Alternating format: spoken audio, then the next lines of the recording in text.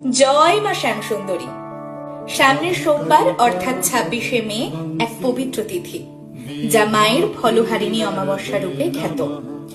কথিত আছে এই দিনে মা তার সমস্ত সন্তানের কুফল অর্থাৎ তাদের সমস্ত পাপ ভার তার নিজ কণ্ঠে 108টি পাতিলেবুর মালা স্বরূপে ধারণ করেন, তার সন্তানদের কুনজর থেকে রক্ষা করে। সন্তানদের মঙ্গল কামনায় এই দিনে তন্ত্র স্বরূপ 108টি পাতিলেবুর মালা মাকে নিবেদন করা হয়ে থাকে, যা সমস্ত সন্তানদের কাছে সুখ ও সমৃদ্ধি বয়ে আনে।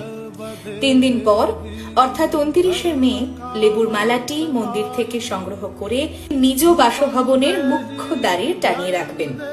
কথিত আছে যে সকল সন্তানদের দ্বারে এই লেবুর মালা মা দেখতে পায়, স্বয়ং মা সেই সন্তানের ঘরে আশীর্বাদ স্বরূপ তার চরণ ধুলো দিতে অবশ্যই যায়। অন্যথা লেবুর মালা যদি কোনো সন্তান দিতে না পারো, তবে মনস্কামনা পূরণের জন্য যে কোনো একটি প্রিয় ফল সূর্যাস্তের পর মায়ের চরণে নিবেদন করতে পারো, কিন্তু ওই ফলটি ভুলেও 1 বছর নিজে ভক্ষণ করতে পারবে না।